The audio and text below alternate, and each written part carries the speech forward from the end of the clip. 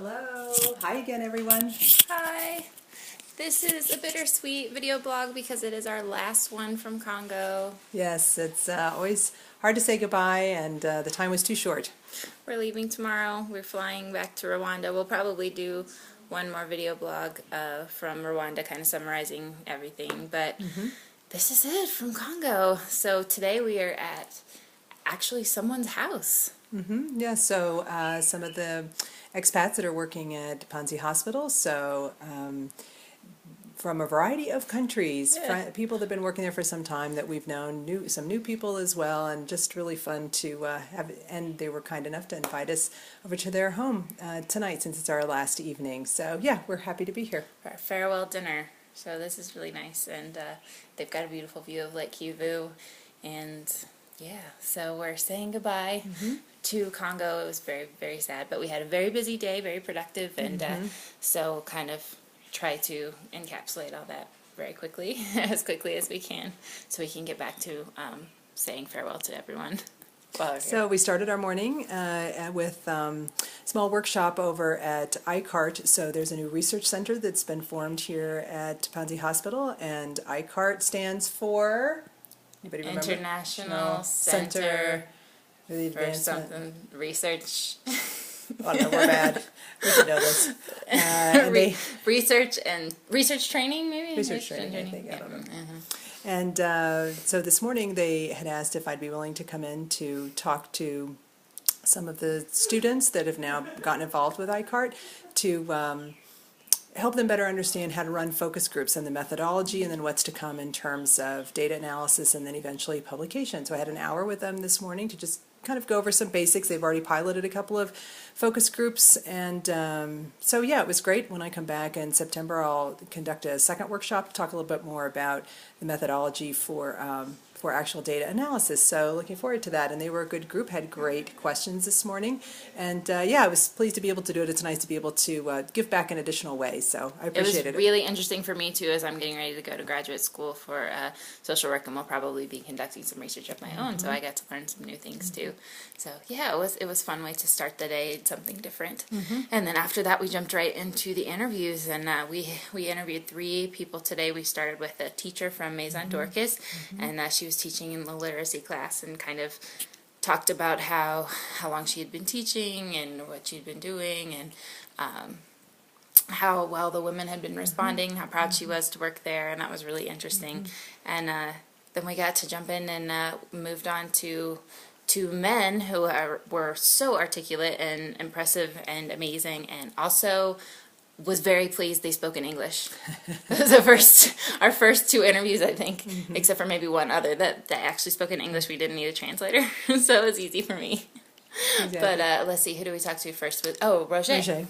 So Roger's head of the Badalika project, and I've actually known Roger. He was my very first translator when I came in 2009. So it's great to see that he now is actually working at Panzi Hospital, because that wasn't the case before.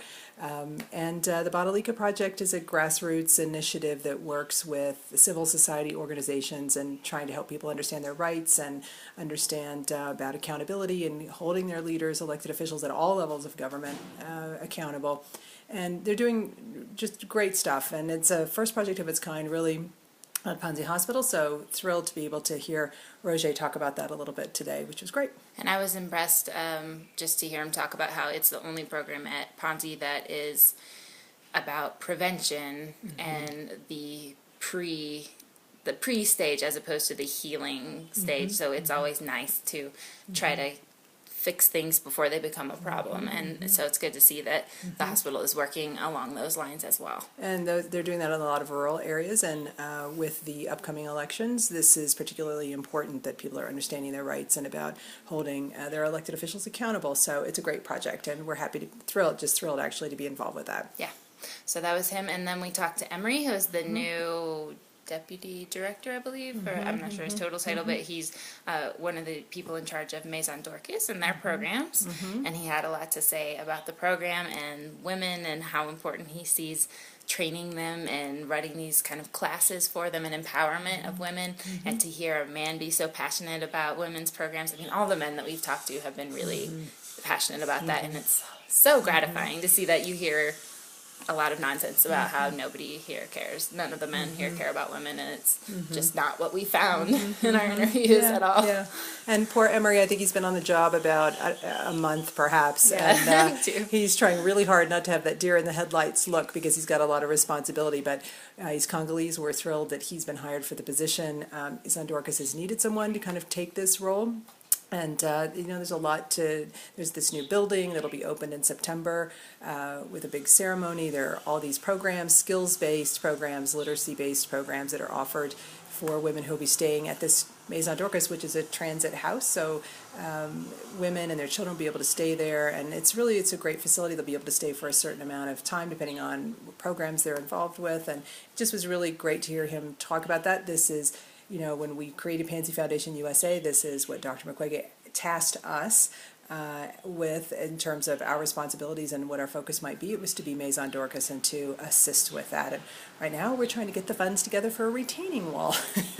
So anyway, I think we've probably talked about that before, but for the new building. So so Emery was fantastic, and we're just so happy to have him as a colleague and on board. Yeah, and I liked what he had to say about how they're just very aware of what the needs are for the women, and they're talking to the women, and they're finding out, and they're doing research about what the women need and how they can help them. He said they found out when all these jobs are coming open with the new facility that they want to hire women, but the women aren't fitting the profile for what they need for the job, so they're looking at training women to fit the profile. So instead of just being like, well, sorry, I guess we can't do this, they're like, how can we make this work? And I just think that's really good. It's really and it's something we've talked about for some time with them in terms of that we need to be able to create a workforce that would be available once industry does begin to move, or more industry begins to move into this area.